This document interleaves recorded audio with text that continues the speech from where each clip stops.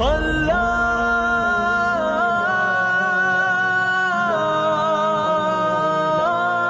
علیکم ورحمۃ اللہ وبرکاتہ۔ مکرم و محترم ناظرین گرامی، بہت سے ہمارے ساتھی یہ سوال پوچھ رہے ہیں اور کافی دنوں سے پینڈنگ میں تھا، سوچا تھا اس پر میں کلپ بناؤں گا، تو آج انشاءاللہ ہم اسی پر بات کریں گے کہ انسان کے سینے پر، جسم پر، پیر پر، ہاتھوں پر جو بال ہوتے ہیں، کیا ہم ان کو صاف کر سکتے ہیں یا نہیں کر سکتے؟ کیا اس میں گناہ ہے؟ کس صورت میں گنجائش ہے؟ کس صورت میں نہیں کرنا چاہیے؟ انشاءاللہ ان ساری باتوں کو آپ کے سامنے آج بیان کریں گے۔ دیکھیں دوستو بزرگوں، آسانی کے لیے ہم اس طرح سمجھ سکتے ہیں کہ ہمارے جسم کے جو بال ہیں ان کی 3 قسمیں ہیں، ہم 3 قسموں میں ان کو بانٹ سکتے ہیں۔ پہلی قسم کے بال تو جیسے داڑھی، اللہ تبارک و تعالیٰ کے سب سے زیادہ برگزیدہ، سب سے زیادہ مقبول بندے وہ انبیاء ہیں، نبی ہیں، جو اللہ تعالیٰ نے سارے انسانوں میں سے چن کر اللہ تعالیٰ نے جن کو منتخب فرمایا تھا اور ان کو نبی بنایا تھا۔ اور آپ یہ جانتے ہیں کہ سارے نبی ایسے گزرے ہیں کہ جن کی داڑیاں تھیں، اس لیے داڑھی کو بڑھانے کا ہمیں حکم ہے۔ کئی روایتوں میں آپ صلی اللہ علیہ وسلم نے فرمایا ہے کہ اعفوا اللحى وانہکوا الشوارب، بعض روایتوں میں الگ بھی الفاظ آئے ہیں، یعنی داڑھیوں کو بڑھاؤ اور مونچھوں کو کترو۔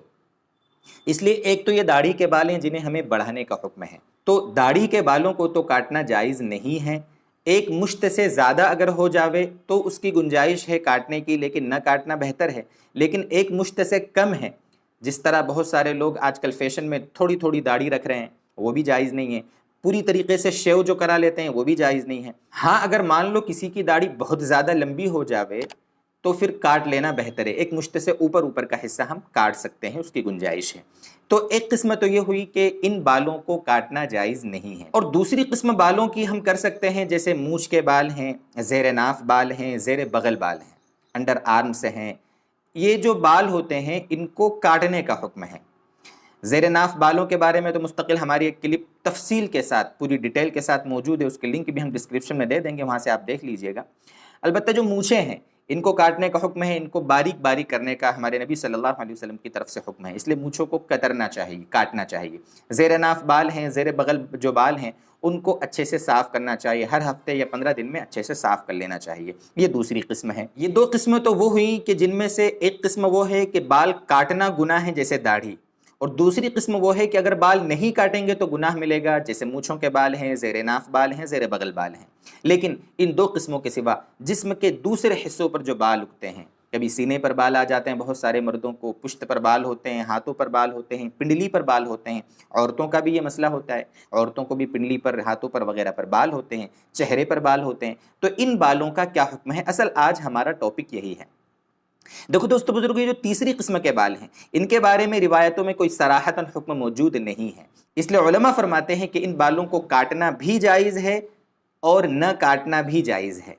لیکن علماء نے یہ مسئلہ لکھا ہے کہ اگر کوئی عذر اور مجبوری نہ ہو تو ان بالوں کو اپنے حال پہ چھوڑ دینا بہتر ہے، ان بالوں کو کاٹنا خلاف ادب ہے۔ میں آپ کے سامنے مزید وضاحت کرتے ہوئے فتاوی ہندیہ، جو فتاوی عالمگیری کے نام سے مشہور ہے، اس میں جلد 5 صفحہ نمبر 358 پر ایک عبارت ہے، وہ آپ کے سامنے نقل کرتا ہوں۔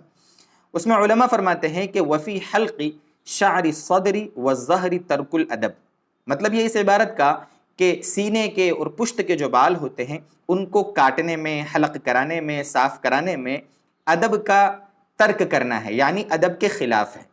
اس لیے ہم یہ بتاتے ہیں اپنے پوچھنے والوں کو کہ اگر کوئی عذر ہے، جیسے کسی کو انفیکشن ہو جاتا ہے، کسی کو کھجلی کی بیماری ہوتی ہے، بالوں کی کثرت کی وجہ سے کبھی پارٹنر کو تکلیف ہوتی ہے، ایسا بھی ہوتا ہے، تو ان اعذار اور ریزنز کی وجہ سے کچھ وجہ ہو تو اس کی بنیاد پر کاٹ لیں، ٹھیک ہے، کوئی مسئلہ نہیں، کوئی گناہ تو ہے نہیں۔ لیکن اگر کوئی عذر نہیں ہے، بلا وجہ ویسے ہی اگر کوئی شخص شیونگ کراتا ہے اپنی پنڈلی کے بالوں کی، سینے کے بالوں کی، پشت کے بالوں کی، ہاتھ کے بالوں کی، تو پھر یہ خلاف ادب ہے۔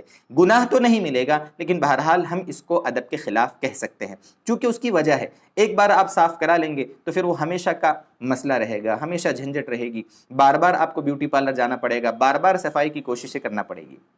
اس لیے اپنے حال پہ چھوڑ دے تو بہتر ہے، لیکن اگر کوئی کٹوا بھی لے مجبوری کی بنیاد پر تو اس میں کوئی گناہ نہیں ملے گا۔ اللہ تبارک و تعالی ہمیں شریعت کی ساری باتیں سمجھ کر عمل کرنے کی توفیق عطا فرمائے۔ وآخر دعوانا ان الحمد للہ رب العالمین۔